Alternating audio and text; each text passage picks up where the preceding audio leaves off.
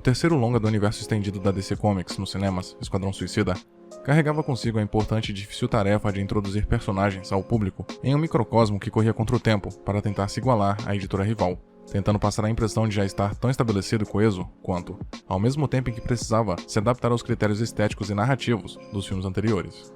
O filme demonstrava ter boas intenções em seus trailers e material pré-lançamento, vendendo uma aventura de proporções épicas, que misturaria elementos do absurdismo e insanidade de alguns dos membros aliados à comicidade do restante, mas sem sacrificar o desenvolvimento dos personagens e a profundidade da trama.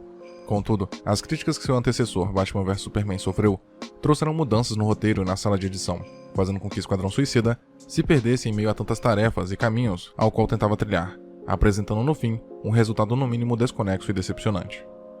Até aquele momento, o DCU, sob a supervisão do visionário diretor Zack Snyder, tentava se afastar o quanto fosse possível da abordagem Marvel nos cinemas, apresentando um tom mais realista em suas histórias, trazendo para a tela o lado humano dos deuses que compõem esse universo, seus traumas, seu emocional e as complicações éticas e jurídicas de suas ações. Quando o Superman voou pelo céu de Metrópolis pela primeira vez, toda a ética, religião e a própria existência humana foram questionadas e colocadas à prova. Todo o senso de importância que o ser humano poderia atribuir a si neste planeta ou no próprio universo deixaria de fazer sentido. A humanidade passou milênios procurando por uma figura divina e então a encontrou. E quando essa figura divina pereceu, se sacrificando em prol da humanidade, a melancolia e a falta de esperança tomaram conta do mundo. Mas passada a tragédia, inevitáveis novos questionamentos surgiram, ainda mais complexos e perigosos que os anteriores. Ao perceber que Superman havia sido apenas o primeiro meta-humano a virar público e que por mero acaso compartilhava dos valores da humanidade, o que aconteceria quando o próximo surgisse e decidisse tomar o planeta para si? Vista a fragilidade dos seres humanos, quem protegeria o planeta contra possíveis ataques e invasões futuras, que agora eram dados como certos? Tentando responder essas perguntas, Amanda Waller, chefe do Projeto Argus e funcionária do Departamento de Defesa dos Estados Unidos, consegue, através de sua influência, reunir em um complexo militar secreto um grupo de vilões, os quais alguns até mesmo contêm poderes sobrenaturais, os chamados meta-humanos, e acreditava que se os manipulasse de forma correta, conseguiria fazer com que trabalhassem em prol do governo, salvando o dia quando necessário, suprindo essa carência de poder e segurança que o mundo se encontrava após a queda do Homem de Aço. O primeiro ato do filme consiste basicamente de longas tomadas de flashbacks dos principais membros do esquadrão, contando superficialmente suas histórias e a forma como foram capturados. Desde o início, fica perceptível que a trama de Esquadrão Suicida se debruçaria com mais consistência em alguns personagens do que em outros. Rick Flag, Harley Quinn, Pistoleiro e posteriormente El Diablo têm suas histórias contadas com muito mais detalhes e complexidade, enquanto que personagens como Katana, Crocodilo e Slipknot sequer recebem uma apresentação digna, ficando em aberto suas histórias, bem como suas motivações. Essa pressa com que o filme precisa apresentar seus personagens foi justificada após o lançamento pelo diretor David Ayer, como fruto das exigências do estúdio de cortar o filme para que somasse apenas 2 horas de exibição, de forma a se distanciar das críticas que seu antecessor recebeu. Porém, é perceptível que tais cortes não tornaram a experiência de assistir Esquadrão Suicida mais agradável, pelo contrário. Por apresentar uma mitologia e um passado para tantos personagens, o filme precisava dispor de mais tempo de tela para todos, e ao invés disso, os tornou rasos e inverossímeis, seja por suas ações e falas vazias, ou pelas descaracterizações em comparação com suas versões nas HQs.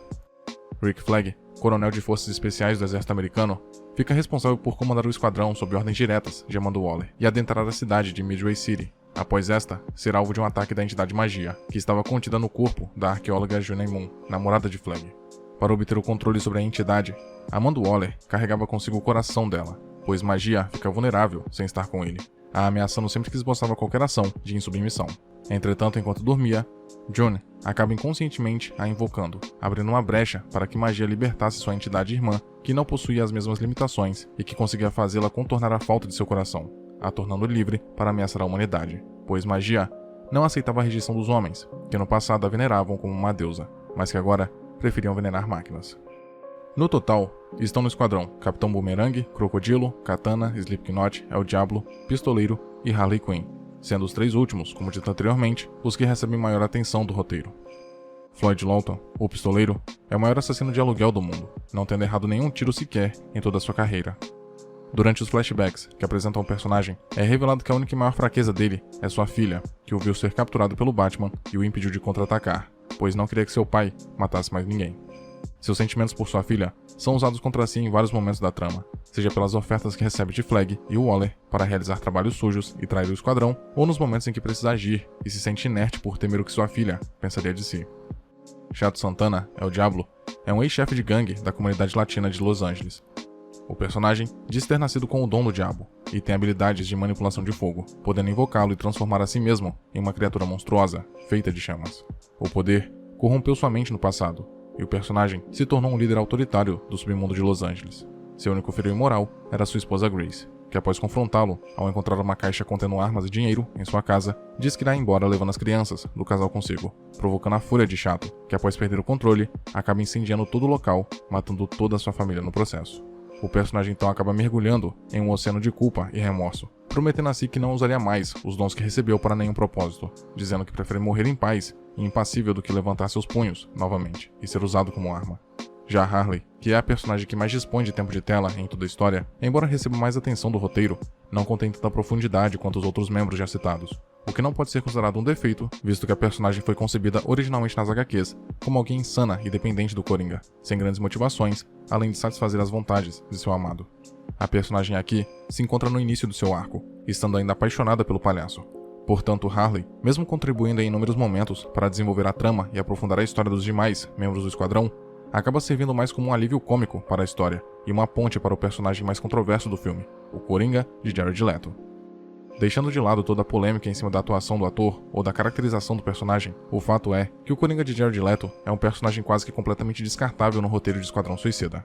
Exceto as cenas de flashback de Harley, a participação do personagem no longa se aproxima mais de um golpe de marketing para atrair a atenção ao filme, pois suas ações não contêm qualquer grande relevância para a trama, sempre sendo desfeitas logo em seguida ou não evocando quaisquer grandes reviravoltas. O personagem exibe um comportamento extremamente inconsistente, mudando de tom a cada aparição e carecendo de desenvolvimento. Sem sombra de dúvidas, o Coringa foi o personagem mais afetado pelas mudanças do roteiro e edição de imagens, mas mesmo assim, a completa descaracterização do personagem não pode ser justificada por isso. O Coringa é o maior indicativo do quanto o Esquadrão Suicida sofreu para tentar contar uma história coesa, pois embora tentasse passar uma mensagem, o que mais fica na mente do público são as pontas soltas e as inconsistências que o roteiro e os personagens exibem. O relacionamento dos membros do Esquadrão é também um dos maiores problemas do filme. Ao serem obrigados a trabalhar para o governo sob ameaça, os personagens exibem em um primeiro momento apenas desprezo e desconfiança para uns com os outros, com os membros do esquadrão até mesmo planejando matar Flag na primeira oportunidade. Mesmo quando lhes é prometido, no decorrer da missão, algumas regalias ou até mesmo a liberdade quando enfim a finalizarem, o grupo ainda continua a agir com certo receio entre si, mas principalmente com Rick Flag e Katana, os únicos não condenados ali. Contudo, mesmo após descobrirem que Flag estava mentindo e os manipulando durante todo o tempo, as diferenças parecem ser deixadas de lado quase que de imediato, apenas por uma conveniência do roteiro, e não por uma verdadeira mudança de pensamento do grupo. Harley, Floyd e El Diablo podem ser desconsiderados parcialmente neste caso, pois os dois últimos têm motivações justificáveis para continuar apoiando o coronel, seja por suas buscas por redenção ou por verdadeira empatia por Flag e a missão. E Harley, após supostamente perder o Coringa, não via mais qualquer razão para viver, se não continuar seguindo o caminho que já estava trilhando, e como a própria personagem diz, não tem nada melhor para fazer. Mas o restante do grupo, como o Capitão Boomerang, que até aquele momento estava apenas esperando a primeira oportunidade para fugir, desiste sem qualquer motivação plausível, e passa a colaborar com a missão por vontade própria, o que fica sem explicação e não faz qualquer sentido com a narrativa construída até ali. Como Amanda argumenta no primeiro ato do filme, enquanto buscava aprovação para a Força Tarefa X, todos os personagens são ruins, o que é atestado até mesmo por eles. Com exceção do Capitão Boomerang, que o faz então de brincadeira, nenhum personagem tenta justificar o que fez. Todos admitem que são pessoas ruins e fizeram atos condenáveis no passado. Mesmo tentando fugir, todos ali admitem que a punição que receberam é merecida. Mais uma vez reunidos e devidamente manipulados, o grupo poderia fazer algo de bom e útil para a sociedade. Os arcos de Floyd e El Diablo são os mais completos de toda a trama. A busca pela redenção de ambos os personagens, pela dor que causaram às suas famílias, é o que lhes movem para continuar a agir em prol da missão e defender Flag quando necessário. Sendo vistos inicialmente como aberrações antissociais e psicóticas, pela primeira vez, esses personagens veem uma oportunidade de se redimir não somente consigo mesmos, mas também com a sociedade como um todo. Os membros do Esquadrão Suicida percebem que, embora sejam maus, têm orgulho disso e planejam continuar agindo da mesma forma quando saírem dali. Eles não precisam ser inteiramente vilanescos, eles podem salvar o mundo, se isso servir de redenção. O plano de magia falha justamente por essa mudança no pensamento dos personagens. Os argumentos que a feiticeira usa para tentar convencê-los a abandonar Rick Flag e se juntarem a ela são totalmente válidos. A sociedade nunca fez nada em prol desses personagens, apenas os julgou como aberrações e os trancafiou em gaiolas. Porém, pela primeira vez, esses indivíduos puderam se sentir parte de algo. embora o crescente sentimento de familiaridade que nasce entre os personagens possa ser considerado forçado e raso, exceto a química entre o pistoleiro e a Arlequina, que é notável em todas as cenas em que interagem, e já abriria caminho para a relação de ambos em uma futura sequência. Os personagens sentem que fazer parte do esquadrão era mais valioso do que viver em uma mentira criada pela vilã, e que sacrificar toda a jornada de redenção que fizeram até ali não fazia qualquer sentido. Eles são vilões, mas não são definidos pelo significado disso. Esquadrão Suicida inverte a dinâmica de filmes de super-heróis, retratando vilões como protagonistas, trazendo o lado humano e as motivações de todos para serem maus, ou para salvarem o mundo. O valor desses heróis, entre aspas, teve que ser reconhecido até mesmo por Waller, que embora trate todos aqueles abaixo de si como meros peões de um grande tabuleiro de xadrez, teve que admitir que se não fosse pela Força-Tarefa X, o dia não teria sido salvo. A jornada dos vilões mostra que embora todos ali sejam pessoas ruins, cheias de remorso, malícia e insanidade, suas personalidades e valores vão além disso. Assim como não existe bem absoluto, o mal absoluto também é uma mentira. Ao menos no universo DC, toda a moral é cinzenta. Se bem direcionados, até mesmo os piores dos piores podem fazer algo de bom. O julgamento da sociedade, baseado em opiniões e valores estéticos, não importa. O único julgamento realmente relevante é o que se faz sobre si mesmo, e os vilões perceberam que para se redimir, só lhes faltava se permitir. Muito obrigado por ter chegado até aqui. Imagino que, de algum modo, esse vídeo tenha sido interessante para você, e por isso peço que o curta e o compartilhe para ajudar a divulgar o conteúdo do canal. Se quiser ajudar e puder, claro, torne-se membro e confira os benefícios de cada nível de assinatura. Na tela tem mais vídeos que talvez possam te interessar. Até a próxima.